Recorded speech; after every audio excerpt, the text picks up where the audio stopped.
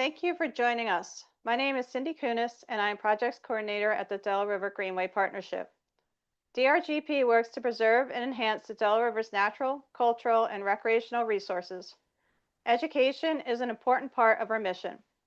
Today's presentation is in celebration of the semi-quincentennial sponsored by the Pennsylvania Department of Conservation and Natural Resources. Please allow me to introduce you to Robert Fanelli. Robert is Secretary of the Washington Crossing American Revolution Roundtable and a frequent contributor to the Journal of the American Revolution. He serves as trustee of the Swan Historical Foundation and will introduce us to Lydia's tale.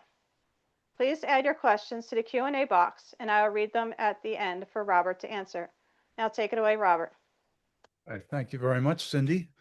Thank you for having me here to speak to the Delaware River Greenway Partnership this evening, where I'm going to talk about a remarkable woman who came to Philadelphia in 1763 and in 1777 had a rather dramatic adventure during the American Revolution. And I'm also going to talk to you about a story that she left behind about what she experienced. So let me make sure I'm advancing my slides. Here we go.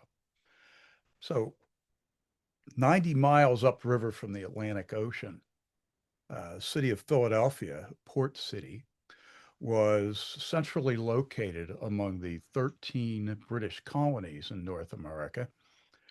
And in the second half of the 18th century, it became a hotbed of discontent with British governmental administration and eventually became the epicenter of revolution. The activities that took place in Philadelphia led to the founding of a new nation, the nation of the United States of America, which we are privileged to live in today. Now, I'm going to talk to you about something that took place in that city in 1777.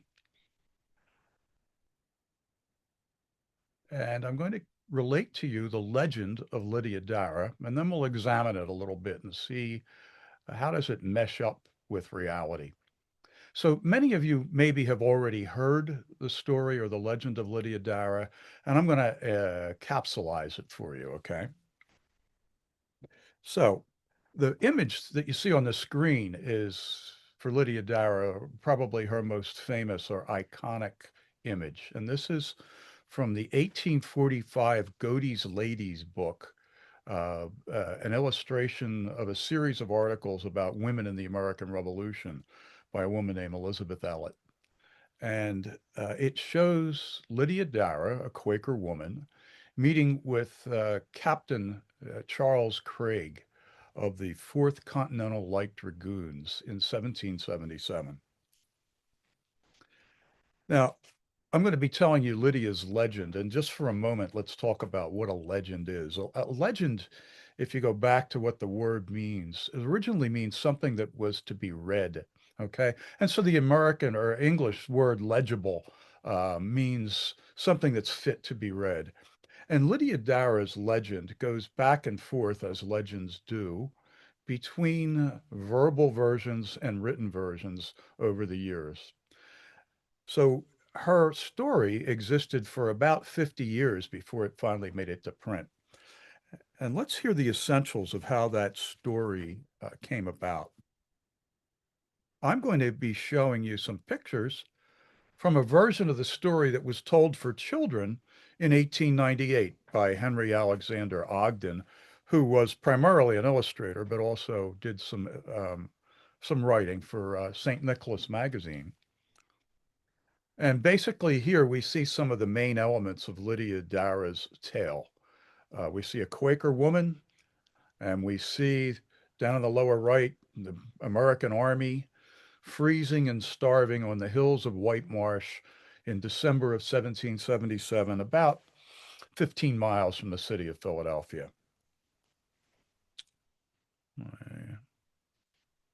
So the story begins with the British taking over Philadelphia after the Battle of Brandywine in 1777. They they captured the city. They took over all the houses. They took over the best houses for the officers, and the very best house in Philadelphia they took over for General William Howe and his staff.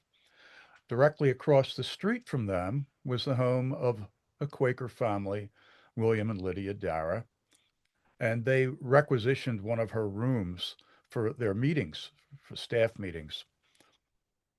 Now, one night, the officer in charge of managing the affairs of the army, the adjutant general of the British Army, came to Lydia Darragh and said, I want you to have all of your family in bed tonight by about 7 because we're going to have a special meeting in your back room and we don't want anybody to disturb us.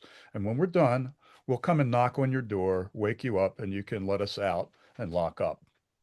Lydia said, okay. But she was a bit curious about what it is they were going to be talking about. And sure enough, she crept out of bed, came to the door, and listened in on this meeting. And what she heard disturbed her very much. She heard the British talking about marching out secretly at night to surprise George Washington's army and hopefully destroy it in a surprise attack. So she was quite concerned about this. She went back to bed, pretended to be asleep. When they knocked on her door, she didn't get up until the third knock and said, oh, I'm sorry, I was asleep. She let them out. And then she spent an agonizing evening wondering what she should do. Here, she had information that no one else knew that the British were going to come out and try to destroy Washington's army. This was of great concern to her. She was a very tender-hearted person, and as a Quaker, she was opposed to war and to bloodshed. And she thought, even though the Quakers were supposed to stay out of the fray and remain neutral in the war between the Americans and the British, she still felt that if she could somehow prevent bloodshed, that she should do it. That would be right for her. And furthermore, she had a son who was an officer in the American Army on the Whitemarsh Hills. And so throughout the night, she listened internally, as Quakers do, for the voice of God within her to try to understand what was the right thing to do. What should she do? And she finally determined that the right thing to do would be to risk her life and go and warn Washington's army. Now, I say risk her life because basically she's engaging in espionage, telling British secrets. And the penalty for espionage at the time was death by hanging.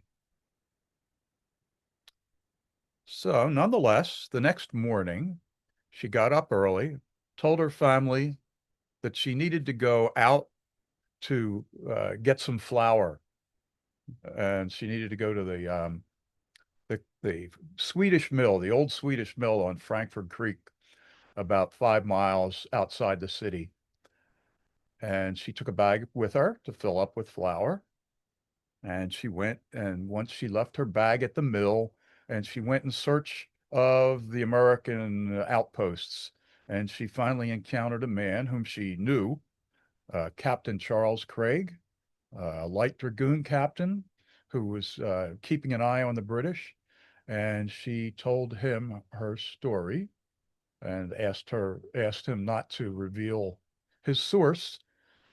He mounted up and rode off to Washington as soon as possible to let him know what was going on. She went back to the mill, got her 28-pound bag of flour, and walked with it to give her cover all the way back into Philadelphia, about another 5.5 or 6 miles. That night, she stayed up and waited to hear the British and see the British march past her house on their way out to Whitemarsh. And then when the British came out to Whitemarsh, they found that Washington's army was prepared for them. They were not able to surprise them. They maneuvered for about 3 days out in the Whitemarsh area, with the climax being on December the 7th, 1777, at the Battle of Edge Hill. They were not able to dislodge Washington from his strong positions, and they hesitated to attack those strong positions. Instead, they turned around and without accomplishing very much, marched back into the city to spend a relatively comfortable winter. Washington and his men, a few days later, left Whitemarsh, marched to Valley Forge, and spent the winter there in the famous winter of 1778 that we are all aware of from history. So this is all very interesting. When the British came back into town, the adjutant general came to see Lydia Darragh, and he asked her, "What happened? I thought all of your family were supposed to be in bed, but somehow the British learned of our plans. Were your family in bed that night?" She said, "Oh, yes, they were." I said, "Well, I know you were in bed because I had to knock 3 times to wake you up." And Lydia just didn't say a word. The adjutant general said, "Well, I don't know how the Americans couldn't have found out what we were doing. Unless the walls have ears, we marched back like a parcel of fools." And Lydia Darragh allowed the adjutant general to draw his own conclusions. And that was the story that Lydia told her family and friends over the years. So it's a great story. How does it come that we know this? Where did this story come from? Well, it came from this man, Robert Walsh Jr., one of America's foremost journalists in the early 19th century. Everybody knew who Robert Walsh was who was able to read a newspaper. And Robert Walsh heard this story and he published it. In 1827, nearly 50 years after the events that Lydia Darragh told about, and many years after Lydia Darragh's passing, in the American Quarterly Review, its first issue, he published Lydia Darragh's story, and here it is. It's only about, let me get my laser pointer working here. It's only really about 2 pages long. It runs from about here to about here, and that was it. 2 pages.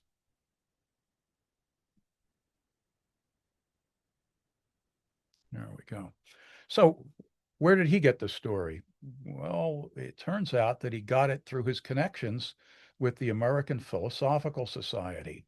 He was an active member and an officer of the American Philosophical Society, and the American Philosophical Society's headquarters, Philosophical Hall, can still be seen today on the east side of Independence Square. It's still an active organization. APS, as we call it, was America's first learned society. And even today, it still celebrates America's great and accomplished intellects. Another member of the American Philosophical Society and an officer at the time that Robert Walsh was there was a man named Reuben Haynes III, a scientist who became good friends with Walsh. And one day, Walsh was visiting the Haynes house, we believe, out in Germantown, a house called Wick, and he overheard Reuben Haynes's mother telling the story of Lydia Darragh. And here is Hannah Marshall Haynes. She only lived another year after the story was published, but she was the granddaughter of a famous Philadelphia revolutionary, the diarist Christopher Marshall. And Christopher Marshall's son, Christopher Marshall Jr., married Lydia Darragh's niece. And Lydia Darragh was extended kin to the Marshall family. So we realized that Hannah Marshall Haynes may have had something to do with Lydia's tale, but did she? Well, I dug around, and in the records of the American Philosophical Society, I found this 2 page manuscript, untitled, unheralded, unpublished, that is actually the story almost verbatim as Robert Walsh Jr. told it in 1827. When Walsh heard Hannah Marshall Haynes tell this sort of family tale, he asked her to write it down for him, and she did. She wrote it down as faithfully as she could remember it, shared it with him, and he copied it. He spruced it up a little bit. He was an able journalist, and he published it, as we've seen. I first got a clue about her involvement, actually, from this man, John Fanning Watson. John Fanning Watson published the Annals of Philadelphia, the first real history, and it was very much an anecdotal history of Philadelphia. He went around and collected from everybody he could find stories and tales about what he called the olden days in Philadelphia. And in his manuscript, which he deposited in the Pennsylvania Historical Society, in that manuscript, he mentions that he got his story, his version of the story, from Hannah Haynes. And sure enough, by looking around, I was able to find the original source. Um,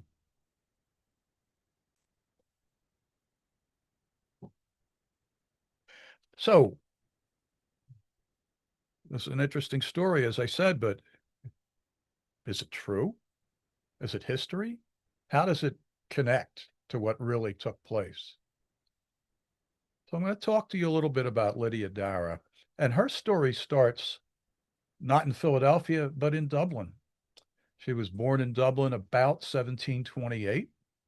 She was a member of a fairly well-to-do family named Barrington. Her father was named John Barrington, and he and many of his connections and family members and friends were all in the silk weaving industry in Dublin.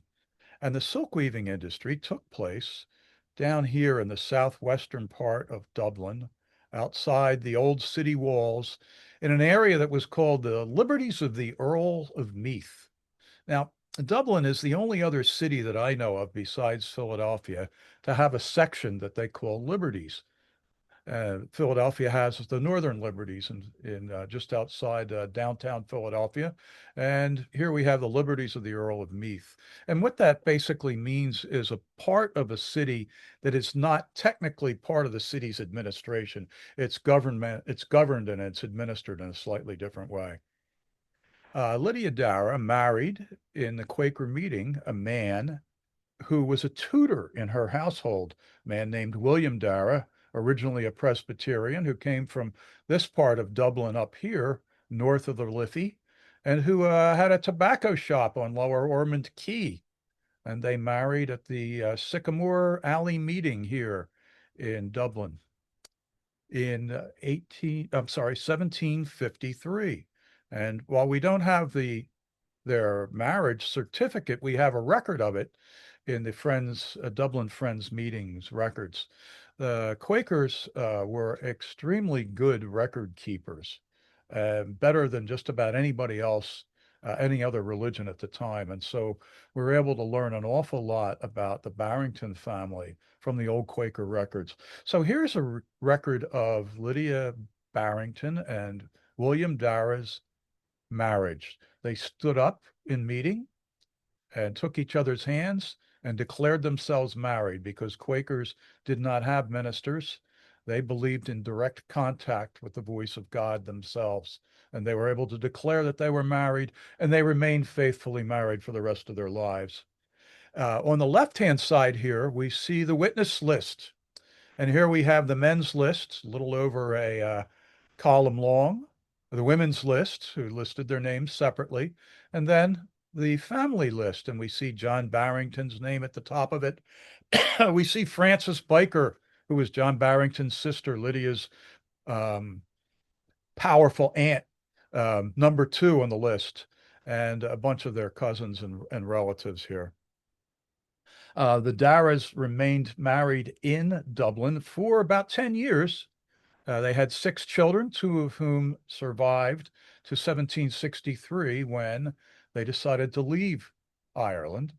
They had heard good reports from family members and friends who had come to Philadelphia and settled in the Quaker community here in Philadelphia.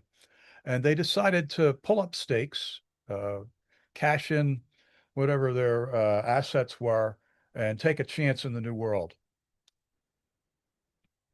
In 1763, they came to Philadelphia, and and this is one of the first clues that we get about Lydia Darragh's personality.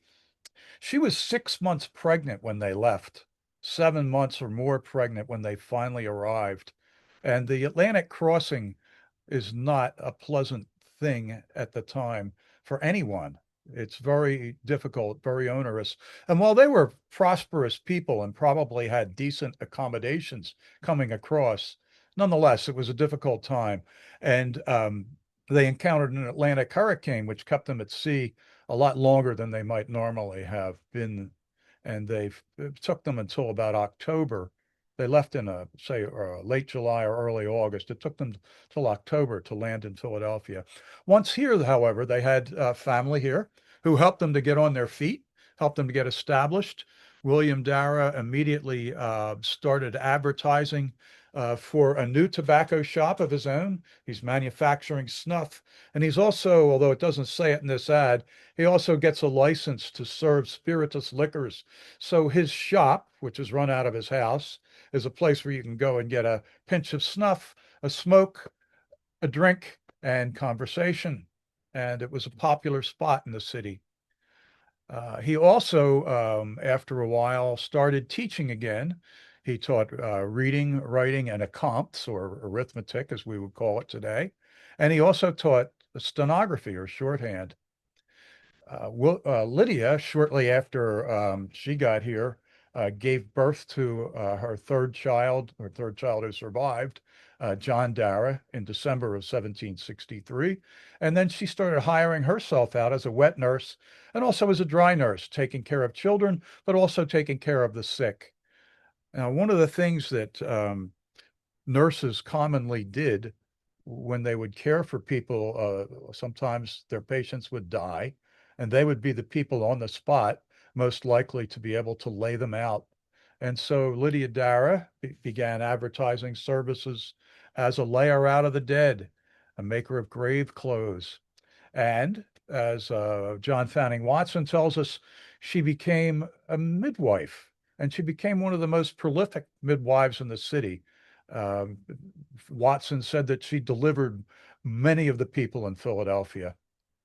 When she moved from her house that was well known, she moved in 1777 to a new house called the Locksley House, and she advertised that fact to the public uh, because she knew that people would want to be able to find her. Now, in Philadelphia, she had a number of contacts who were Irish Americans, some of them Quakers. Christopher Marshall, whom I mentioned earlier, the grandfather of Hannah Marshall Haynes, was a very successful druggist, and he became a sort of a patron to the Darragh family, looking out for their legal and business interests and taking care of them when necessary. Um, he became an active revolutionary, a member of various committees of correspondence, and I think the committee that took care of the security of Philadelphia. Um, Another man, Blair McClenaghan, was probably Lydia Darragh's brother-in-law. He married Anne Darragh. They lived across the street from one another. And Blair McClenaghan took care of Lydia Darragh's son in business for a number of years before her son went to work for Christopher Marshall. So these people were very close, and they were revolutionaries. Um, Blair McClenaghan, although a very prosperous merchant and one of the financiers, along with Robert Morris of the American Revolution, Blair McClenaghan served in the First City Troop as a common private, a private soldier. And he's commemorated on the Trenton Battle Monument here, shown in his gear as a member of the First City Troop. And finally, we see Thomas Barclay, who for many years was the Darragh's landlord and a friend of the family. And the Darragh family heard from these gentlemen their dissatisfaction with British rule. And I think when these guys became radicalized, the Darragh family became radicalized as well. And it might not be a surprise that their oldest son, Charles, who was just coming of age at the time of the Revolution, joined the American forces as a gentleman and an officer of the American Pennsylvania line. Here is the house that Lydia Darragh and William Darragh moved into in 1777, known as the Locksley House. It belonged to another patriot, the officer Benjamin Locksley. He had a number of properties in the city. He was a successful master builder. And this was a house, not one that he built, but a very famous house right across the street from the what became the British headquarters. And here we see the wonderful shop windows and a spacious balcony on the second floor where people would sometimes give talks to the assembled multitudes. And here we see the house, not in 1828 like that watercolor was, but how it looked just a few years later in 1860. And you can see by now urban blight has set in. The house has been sawed in half and a big building built around it, and it's just a mess. It didn't last too many more years after that. Lydia Darragh lived across the street from one of the city's most prosperous men, uh, John Cadwallader. And John Cadwallader was a brigadier general in the Pennsylvania militia. And he, during the Revolution, especially in 1777, when the British occupied Philadelphia, he was out in the Whitemarsh with General Washington. He was out there with his troops providing security for Washington's forces. The British came into the town, right? Oh, here's where they lived. Cadwallader lived on South 2nd Street. You can see his house here, and directly across the street is Benjamin Locksley's house, where the Darragh family lived. And here is the little Dock Creek running up the middle of the street and off into Dock Creek.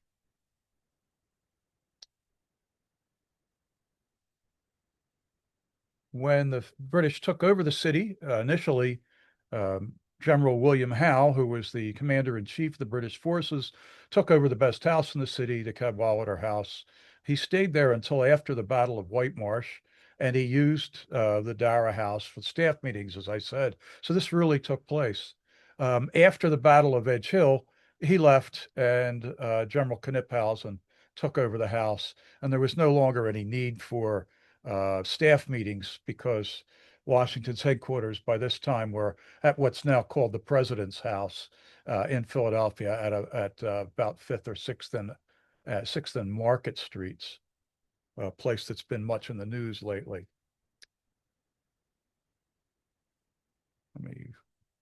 There we go. So this is the city of Philadelphia in 1777 after the British occupied it. They took over the capital, but they had not yet been able to bring Washington's army to a decisive battle that could destroy it. So Washington is 14, 15 miles outside of town to the north, occupying the Whitemarsh Hills. And the British built themselves a series of entrenchments and defensive works with redoubts, 11 redoubts, and placed their troops here at the north end of the city and decided to spend the winter. And way down here in the south, the southern part of the city, we can see Lydia Darragh's house at 2nd and Spruce Streets. Now, at this time, when the British occupied the city of Philadelphia, they had not yet cleared the Delaware River of American fortifications. There were fortifications down south at Billingsport, and there are also fortifications at Red Bank and at Mud Island. And the Americans had placed chevaux de frise in the river, big sticks to block shipping from coming up the river. And the only way that the British could get supplies was by sea, coming up 90 miles up the river. The Americans had sunk these great caissons, they called them, big boxes that they filled with rocks with long poles in them, with iron tips on them, They chained them together so they couldn't easily be moved. And if ships came up, the shipping channels, they would run onto these things and sink, or at least be holed. Here is a chevaux de frise that washed up near Bristol in 2012. These were long, long poles with iron tips that you can see in the bottom. This one, I believe, is now at the museum at the Brandywine battlefield. These things lasted a long time, and the British could not initially, even after they got rid of the American forts in November of 77, they still couldn't get ships up the river. They kept running onto these chevaux de frise and spoiling their cargo. And so Philadelphia was a hungry place. The British got as much food as they could, but they didn't share it with the populace. They kept it for their army, and they left the populace to fend for themselves.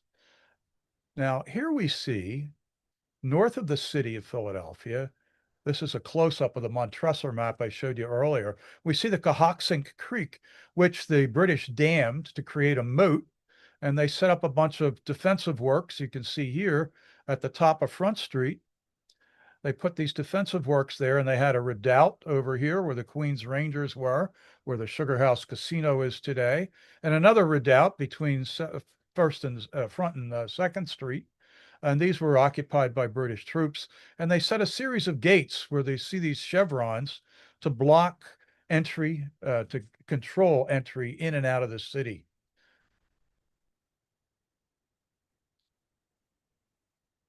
This is what this area looks like today. It's very urbanized. You can see the course of the Cohoxink Creek, which is, of course, all underground today. It's all tunneled channelized.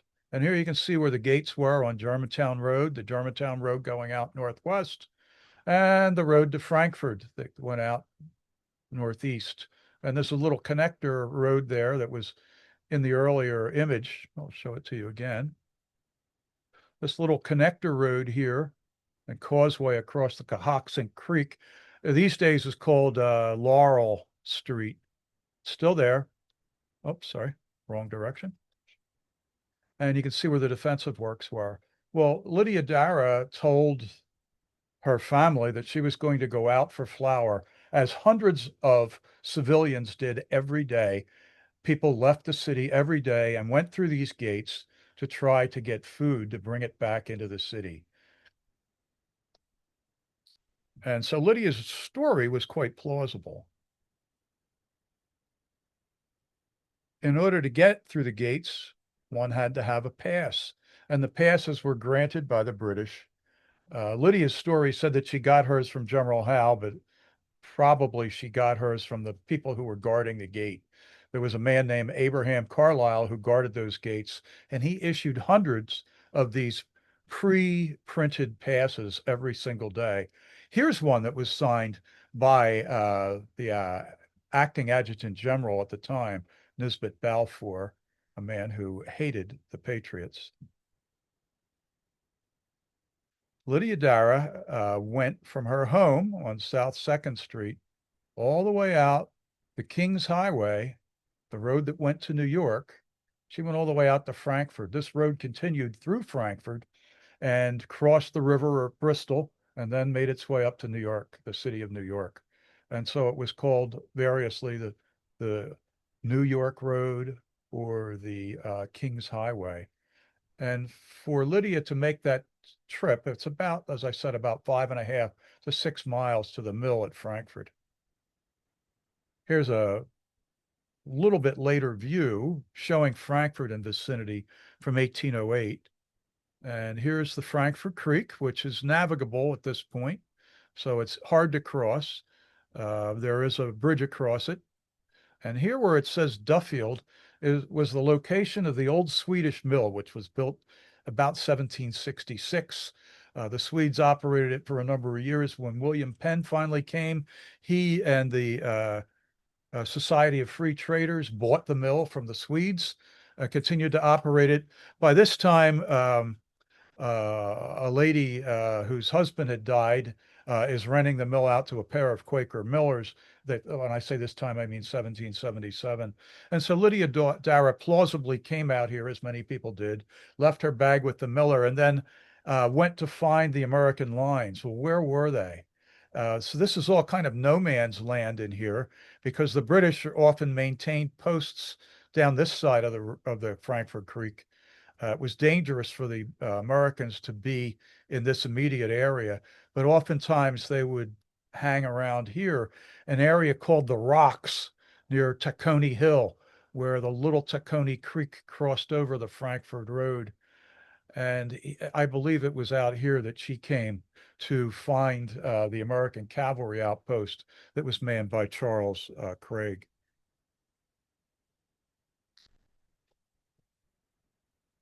So this is another view of the city of Philadelphia and its environs. And one of the things you can see is you see these redoubts and works all the way across the neck between the Delaware and the Schuylkill rivers, right? And you can also see the regiments. They're posted behind them. Almost all the British regiments are here. Um, Hessian Grenadiers, the Guards who are occupying these.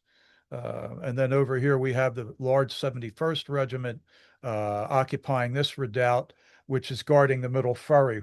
The British had thrown up a pontoon bridge here. So if the British Army, according to Lydia Darragh, marched past her house, and she's living way down south, down this way, right over here, how is it that she heard the British march past her house that night? Well, interestingly enough, down south of the city, there is an old set of defensive works called the Battery. These works were put up in the middle of the 18th century to guard the Delaware River. They placed cannon in them to guard against pirates initially, to guard against the French or the Spanish. And now they were used to guard against the Americans operating on the Delaware. And the British posted a regiment, the 49th Regiment, down here to guard the batteries. And they went out to Whitemarsh. They came up Second Street right here, past Lydia Darragh's house on the night of December the 4th. And so that kind of confirms some of the details in her story. Another detail in her story that is confirmed is uh, that she met an officer named Craig of the cavalry. Um, there was a man named Charles Craig who was a cavalry officer who was stationed at Frankfort. Unfortunately, in 1780, he committed suicide, and people by the early 1800s had not heard of Charles Craig, but they knew who his brother was, Thomas Craig, who was at that time general of Pennsylvania militia. And they assumed that the guy that she met when they heard the name Craig was Thomas Craig, his older brother. Uh, as it turns out, it was actually Charles Craig. So when Lydia Darragh came back, she met with the adjutant general who wanted to find out what went on.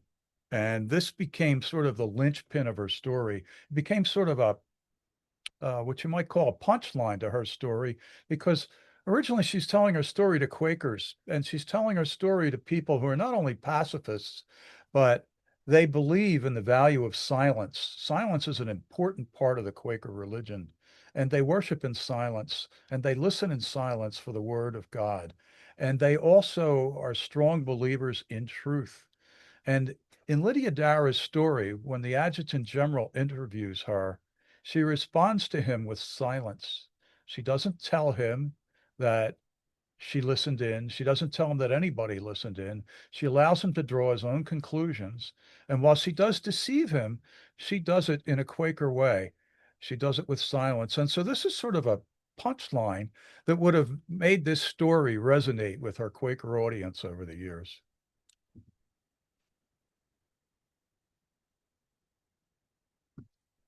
Lydia Darragh's tale became quite popular. By 1831, there were pictures of it being drawn. This is from A Child's History of the United States, which relays Lydia's tale. And so all the school kids are now learning about Lydia Darragh just within 4 years of Robert Walsh's publication. And they get to see her picture, the picture of this Quaker woman. So what happens to Lydia afterwards? Okay. Lydia Darragh and her family eventually are read out of meeting, and each one of them is read out of meeting for a different reason. Initially, her son Charles is read out of meeting because he joined the American Army.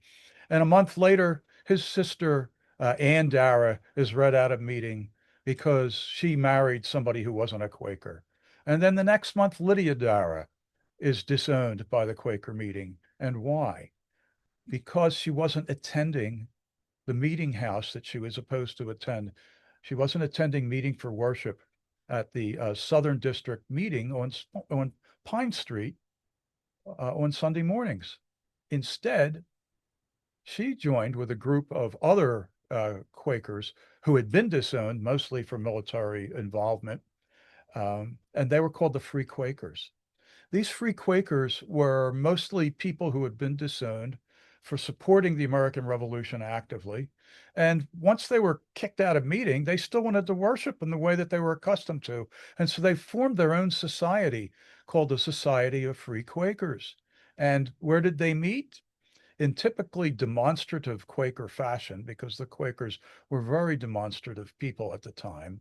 They met in a house across the street from the Pine Street meeting. On Sunday mornings, when people would gather, the Quakers would gather for meeting for worship at the Pine Street meeting, they would see this group of dissidents gathering together and meeting just across the street. And they could see Lydia going in and not coming to their meeting. And so eventually they asked her questions about it. And she said that she was no longer in union with them. And so they disowned her somewhat reluctantly because they really liked her. Here we see on an epistle that the Free Quakers wrote in the upper right, we can see Lydia Darragh's signature. It's one of two places where we have her signature, the only two pieces of writing that we actually have from her, the other one being her signature on her will. We don't have anything else that she wrote. We don't know exactly what she was thinking or what she was saying. And here we have the Free Quaker Meeting House at Fifth and Arch, still administered by the National Park Service. The Free Quakers, Society of Free Quakers, is still an active group, but they no longer meet to worship. It's more of a lineage group. But this is their meeting place where they do periodically get together. And this is one of their epistles to the regular Quaker meeting. So Lydia became a Free Quaker and remained a Free Quaker for the rest of her life. However, when she passed away, the Free Quakers did not yet have a burying ground, and so they agreed to have Lydia and her husband buried in their regular burying ground at the regular main Philadelphia meeting house. So fast forward to 1916. Lydia's tale has been told again and again. It's acquired different versions and different embellishments. And this man comes along named Henry Darragh. Henry Darragh is careful to point out in his writing that he is no relation to the Darragh family. He's from a different Darragh family, and they pronounce it Darragh and write it that way. Henry Darragh is a Philadelphia lawyer and also a great genealogist, an avid amateur historian, and he decides to dig into Lydia's tale. And he does a wonderful job of uncovering Lydia's descendants, of finding out about her lineage. He does her genealogy, and he publishes her story again, a second version of her story in 1916 that came through the Darragh family separately from the Haynes version that I told you earlier. And it's very, very similar with a couple of different details. And among the things that he comes up with as he digs into Lydia Darragh's family and interviews her relatives is a pair of portraits of Lydia Darragh's daughter, Anne, who was a young adult, about 20 or 21 at the time of Lydia Darragh's adventure, and her sister, Susanna, who was a little girl at the time that Lydia went out through the British lines to warn the Americans. And so Anne Darragh, who heard the story from Lydia, related it to her great niece. And the great niece was in correspondence with that man, Henry Darragh, I showed. And she gave Henry another version of the story. And that story included separately a little bit of information that suggested that the family had found these cryptic writings in code, and that they thought that they were messages that were being sent by William Darragh to the American Army. It turns out that William Darragh, as I mentioned earlier, was a stenographer and he wrote in shorthand. And these messages or specimens of shorthand that they found are really just his stock and trade. So today, Lydia's tale is found all over in publications, on the internet, lots of different places. Lydia Darragh's tale is retold, and we can even see her as a as a young woman going out, not a woman approaching 50, but a young lass going out to warn the Americans, the unexpected spy. Here we have from 1976, from the bicentennial, 50 years ago now, a commemorative medal from the Franklin Mint, noting the dramatic moment where Lydia Darragh stops Captain Craig to let him know that the British are going to be coming shortly. Beautiful little medal. And here we have some images of Lydia Darragh eavesdropping, and now we're starting to move into the realm of artificial intelligence. Several of these images are AI images of Lydia and her famous moment of eavesdropping. And then we have some more images of her warning the Americans. And one of the things I really like is this one in the upper right, which is a small wooden sculpture of Lydia whispering her secret to an American officer and passing him coded information. We don't have a portrait of Lydia Darragh, but we did have one of her daughter. And so we don't have a portrait of Lydia. We'll create one. Here's a nice AI portrait of young Lydia, not a woman in her 50s at all. And here is Lydia Daughters transformed into Lydia Darragh. And here's even actually Abigail Adams transformed into Lydia Darragh on a Pokemon card. So you know that you've arrived with your legend when there's a Pokemon card about your exploits. Finally, there's this story that got around starting in 1916 that Lydia Darragh was part of this spy ring, that she would write these coded messages and sew them underneath cloth onto the buttons of her son John's coat and send him out through the American lines to warn the American army. Um, and she says to him on the way out, according to this one, if they catch thee, it means prison or worse, Mama says. You know, they're going to hang this 14-year-old boy. It seems very unlikely that any of that ever occurred. The only espionage activity that Lydia Darragh reasonably conducted was what she did on this early December of 1777 when she went out to warn the American army. But today, when this story is told, much of the time it starts out with this spy ring business about about the messages being hidden in the buttons. So what we've seen here is the development of not just an American legend, but American mythology. And when I say mythology, I mean the way that we enshrine our cultural values and the way that we transmit to our posterity our national virtue. So with that, I thank you for listening.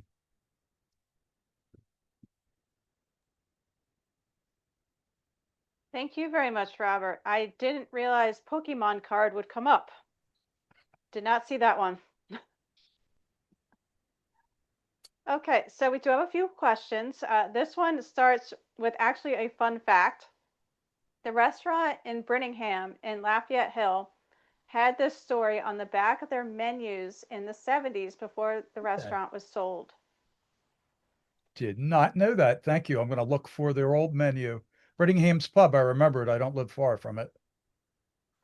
And then also said that a second great grandmother, sorry, great grandfather, Isla Jones, married Matilda Darragh in Philadelphia in the mid 1840s. Family mythology has that Matilda is a direct relation. Person has not been able to authenticate this and was wondering if you had any ideas. I do know the Darragh genealogy pretty well. So Lydia had three sons who survived to adulthood. Two of them never married, never had children. She had uh, two daughters who survived to adulthood. They both married. They also were without children. She had one son, John Darragh, who had children. He had one boy and several girls. The son married and had a daughter, but no sons. So there are no direct descendants from Lydia Darragh who are named Darragh, although there are many descendants from Lydia Darragh's family through John Darragh's children. John Darragh moved to Newcastle when he was a young man, and most of his family grew up in the Newcastle area, and then they spread like Americans do all across the country. However, Lydia Darragh did have, William Darragh had relatives in Philadelphia, possibly by the name of Darragh, and there were other Darragh families. The family that you're talking about may be descended from one of them. If the person wants to communicate with me by email, I may be able to share some more information. Right. You know what? Is that Elin or Ellen Jones? Please email me. I'll put my email in chat and then I will connect you. Thank you. Uh, I'll keep reading and I'll put my email down in a minute. All right. So this is about Lydia and William's marriage. Must have caused a sensation. Did her husband convert to being a Quaker? I believe you said he was a Protestant. Yeah. So William Darragh was originally the son, we think, of a Presbyterian minister. His family were, from what we can tell, devout Presbyterians living in Dublin. Um, he became a convinced friend. Okay. He became a converted Quaker, and he was a very faithful converted Quaker for the rest of his life. So many people converted to Quakerism, and they called them convinced friends as opposed to birthright friends. In Lydia's time, was it unusual for Quakers to become soldiers, or was her son the only one? No, so generally, the Quakers have a testimony against war, and faithful Quakers tend to follow that. During the period of the American Revolution, however, many people decided that they wanted to side with the Patriot cause, and some, not as many, but some decided that they wanted to side with the British cause. And some of them, especially active young men who tend not to listen to their parents, joined in with the different armies.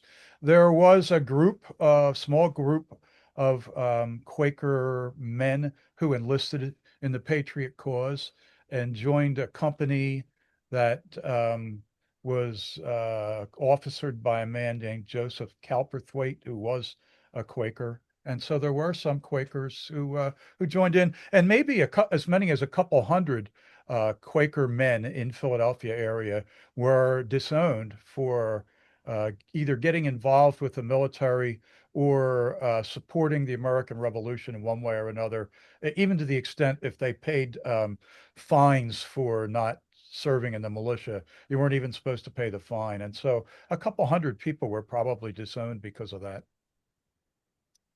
Given what is known of the location of the American forces, would the British have succeeded in destroying the army without Lydia's information? George Washington and his officers were very capable soldiers, and they didn't just sit out there without protections. They had outposts between them and the enemy. They were constantly collecting information. They had listening posts, and they had people bringing them intelligence. And at the time that Lydia brought out her information, several other people also had been filtering out of the city and warning the Americans about British activity. Anybody in the city could see that the British Army was preparing a move. So Lydia never said that she saved the British Army, the American Army from the British. She just told her story, but people ascribed that to her.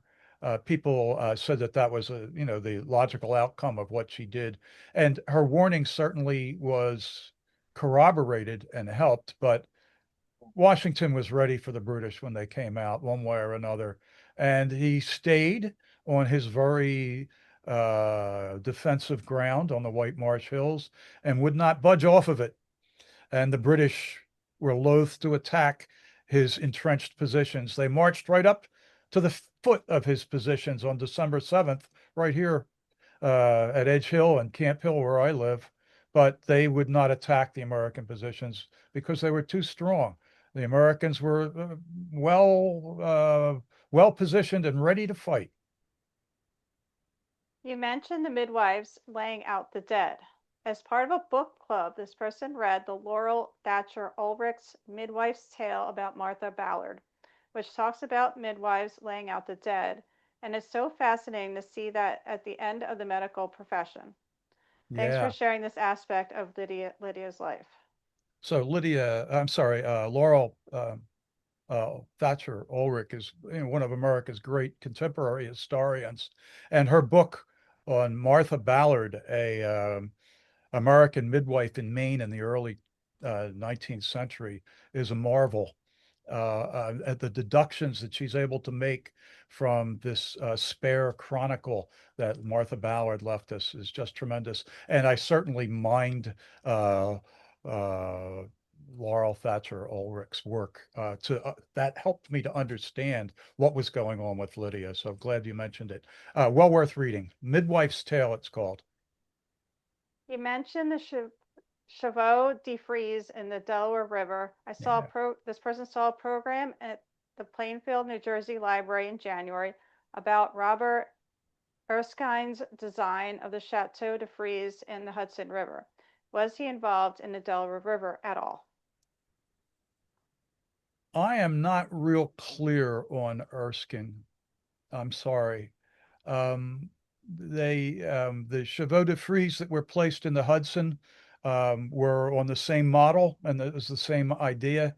But I'm afraid I don't really remember off the top of my head um, who the engineers were. Okay, so this is back to the William Darrow's faith. Uh, were the relatives in Philadelphia Quakers now too? Um, yes, yes. William Darragh had a sister named Mary Darragh who married a man named James Eddy, who was a Dubliner, and he was a convinced friend. And he got his wife to become a convinced friend, Mary Eddy, and they had a number of children. And the Eddy family were the closest relatives to the Darraghs when they landed here in Philadelphia and helped them to get onto their feet. Um, that Eddy family had a daughter who married Christopher Marshall's son, and that provided the connection between those two families. Um, I believe that William's other sister, another sister of William's named Anne, never became a Quaker. She stayed a Presbyterian, and then she married a man, Blair McClanahan, making the Darragh family a close connection. But Blair and she married, I think, in an Episcopal church, and they did not become Quakers. There is another family that I've never really been able to track down. a man named Charles Darragh, who I believe came to Pennsylvania in the 1760s. I wish I could learn more about him. And I don't know whether he was a Presbyterian or what he was. Don't know. Okay, it looks like we have one last question, Okay. and this would have been an alternative ending to her story. Why wasn't Lydia arrested and confined by the British, given her views and actions? Well, it's an interesting question, and I have a couple theories about that. One, first of all, um, I don't think they ever knew that she spied on them. It's also a naive story on her part for her to believe that the only way the British could have found out their secret was through her relaying it. So the British weren't looking particularly at her, I don't think. Maybe they were. Um, they probably knew that her son was in the American Army, or they might have learned it, but they didn't really have any evidence against her. If, however, she had told her story and people started to hear it, the word might have gotten out, and they might well have arrested her husband or her younger son or her. So she didn't tell this story, I don't believe, until well after the British were out of the picture. They left Philadelphia in June of 1778, and she may not have told that story until she was disowned in about 1781 or even 1783. Yeah, it was probably best to wait. Yeah, it was probably prudent not to tell that story until the war was over, just in case. Don't put it on your social media. Uh, so we have a lot of positive feedback, a lot of thank yous. I don't have any more questions, and thank you everyone for attending, and a big thank you to you, Robert, for sharing Lydia's tale. Thanks very much. Good night, everyone. Good night.